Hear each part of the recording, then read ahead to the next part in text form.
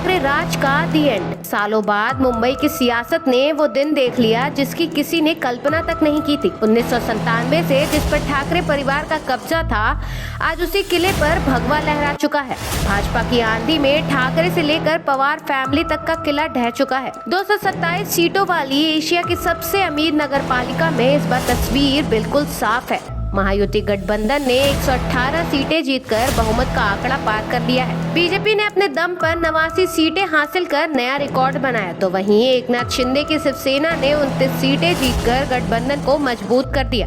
बहुमत का जादुई आंकड़ा 114 था, लेकिन महायुति उससे कहीं आगे निकल चुकी है। यह जीत सिर्फ एक चुनावी आंकड़ा नहीं है, ये ठाकरे परिवार के उस अभेद किला में सीधी सेंध है जिसे कभी शिवसेना की सबसे बड़ी ताकत माना जाता था।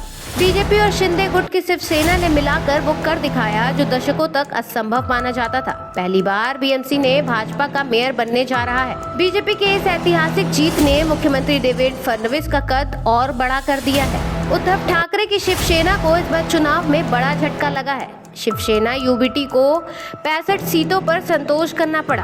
राज ठाकरे की मन से सिर्फ 6 सीटों तक सिमट गई, जबकि शरद पवार गुट की एनसीपी को महज 1 सीट मिली। इस करारी हार के बाद एनसीपी के दोनों गुटों के भविष्य पर बड़े सवाल खड़े हो गए हैं। गौरतलब है कि अविभाजित शिवसेना ने 1997 से अब तक बीएमसी पर शासन किया था। करीब 3 दशकों तक बीएमसी ठाकरे परिवार की सियासत की रीढ़ रही, लेकिन इस चुनाव ने उस विरासत को पूरी तरह बदल दिया। इस ऐतिहासिक जीत पर प्रधानमंत्री नरेंद्र मोदी ने भी मुंबई की जनता का आभार जताया। सोशल मीडिया पर पोस्ट कर उन्होंने कहा कि एनडीए को आशीर्वाद देने के लिए वह मुंबई के अपने भाई बहनों के अत्यंत आभारी हैं। पीएम मोदी ने मुंबई को देश का गौरव बताया, सपनों का शहर बताया और कहा कि यही शहर भारत के विकास को गति देता है। उन्होंने भरोसा दिलाया कि इस भावना के साथ मुंबई को सुशासन और बेहतर जीवन सुगमता दी जाएगी।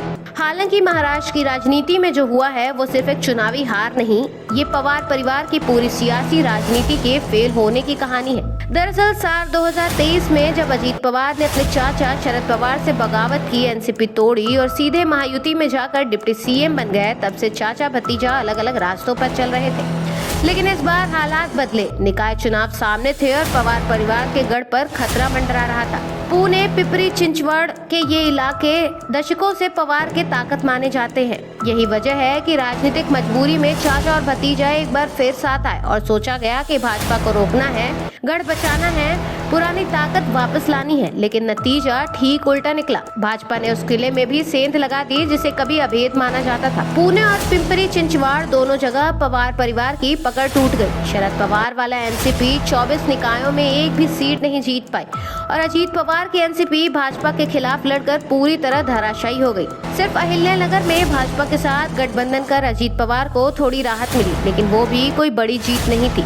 एक तरफ वो महायुति सरकार में डिप्टी सीएम हैं, जहां भाजपा और एकनाथ शिंदे उनके साथी हैं। लेकिन इसी चुनाव में अजीत पवार ने भाजपा के खिलाफ उम्मीदवार उतारे, चाचा शरद पवार के साथ मंच साझा किया। पिंपरी चिंचवड़ में भाजपा पर भ्रष्टाचार के आरोप लगाए, जोर शोर से प्रचार किया, लेकिन ये बात भाजपा को बिल्कुल पसंद नहीं आई। भाजपा प्रदेश अध्यक्ष रविंद्र चौहान यहाँ तक कह चुके हैं कि अजीत पवार के साथ लेने का अफसोस है और अब चुनाव हारने के बाद अजीत पवार की रणनीति पूरी तरह फेल साबित हो गई है। वोटरों ने इस दोहरी राजनीति को नकार दिया। अब अजीत पवार के सामने मुश्किलें ही मुश्किलें हैं। पहला रास्ता भाजपा के साथ रिश्ते सुधारो, सरकार में बने रहो, लेकिन ये खतरा है कि भाजपा अब उनकी कमजोरी का फायदा उठाएगी, उन्हें कम तवज्जो देगी। दूसरा रास्ता चाचा शरद पवार के साथ पूरी तरह मर्जर एनसीपी को फिर से एक करना और विपक्ष खड़ा करना। लेकिन सवाल ये है कि क्या शरद पवार तैयार होंगे?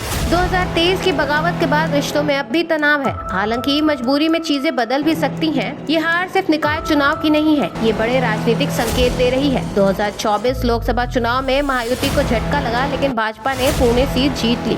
विधानसभा चुनाव में भाजपा ने पुणे की 8 में से 6 और पिंपरी चिंचवड़ की दोनों सीटें जीत ली। अब निकाय चुनाव में भाजपा की पकड़ और मजबूत हो गई है। अब सवाल ये है कि भाजपा पवार परिवार को कितना भाव देगी। आज की स्थिति में एनसीपी भाजपा को एक छोटी पार्टी लग सकती है। पहले जैसा महत्व अब शायद अजीत पवार को नहीं मिलेगा। अगर अजीत पवार शरद पवार के साथ जाकर एनसीपी को एक कहते हैं कि उनकी कुर्सी भी जा सकती है, तो हो सकता है कि उन्हें खुद इस्तीफा देना पड़े।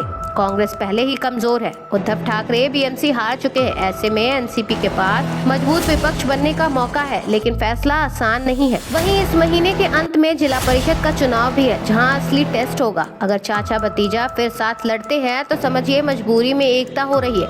अगर नहीं तो दोनों गुटों का भविष्य और मुश्किल हो जाएगा। कुल मिलाकर महाराष्ट्र की राजनीति अब भाजपा के इर्द गिर्द घूम रही है। उद्धव ठाकरे कमजोर पड़ चुके हैं। एकनाथ शिंदे का प्रदर्शन भी खास नहीं। कांग्रेस लगभग हाशिए पर है और पवार परिवार, जिसका कभी दबदबा हुआ करता था, आज नई रणनीति खोजने को मजबूर है। ये चुनाव साफ संदेश देता है, मतदाता विकास और स्थिरता चाहता है, परिवारवाद और गुटबाजी नहीं।